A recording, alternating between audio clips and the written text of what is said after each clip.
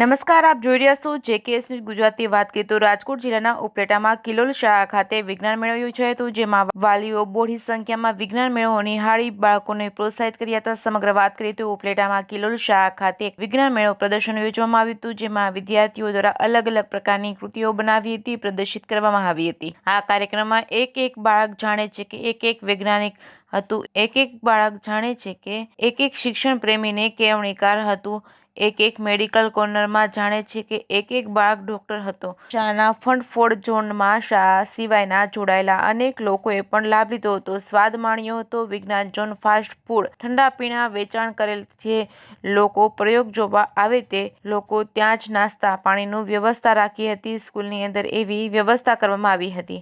જેકેએસ news Gujarati સાથે અર્શી આહિર, ઉપલેટા. મારું નામ ભાસ્કર પૂજા છે અને હું કિલોલ સ્કૂલમાં આર્ટ એન્ડ ક્રાફ્ટ કરાવડાવું છું. આજે વિજ્ઞાન મેળા નિમિત્તે અમે આર્ટ એન્ડ ક્રાફ્ટ કોર્નર પણ રાખેલી છે કે જેમાં ઘણા દિવસોથી બાળકોએ ખૂબ જ મહેનત કરેલી છે અને આજે એ વસ્તુઓ છે વેચાણમાં મૂકેલી છે. એમાં ઘણી અવનવી વસ્તુઓ જે છે, જેમ કે રંગીન કાગળમાંથી ને ફ્લાવર છે, ટીશ્યુ પેપરમાંથી ફ્લાવર છે, વેસ્ટમાંથી બેસ્ટ વસ્તુઓ બનાવેલી છે. ઘણા બધા રમકડાઓ પણ બાળકોએ બનાવેલા છે, જેમ કે ચકરડી છે, પોપટ છે. ઘણી બધી રમવાની વસ્તુઓ છે એ પણ બાળકોએ બનાવેલી છે, જે લેવા માટે ઘણા બધા પેરેન્ટ્સ પણ આવે છે અને બાળકોનો ઉત્સાહ વધારવા માટે એ ખરીદે છે પણ વસ્તુ. તો આમ જ વિજ્ઞાન મેળા માટે અમે ક્રાફ્ટ વિભાગનું આયોજન કરેલું છે. સુરેશભાઈ ગોહેલ, હું ઉપલેટા કિલોલ શાળામાંથી છું. અહીંયા અમે આજે વિજ્ઞાન મેળા સંદર્ભે ખૂબ જ નાની ઓછી રકમમાં અદ્ભુત વિજ્ઞાનના પ્રયોગો બાળકો દ્વારા રજૂ કર્યા છે.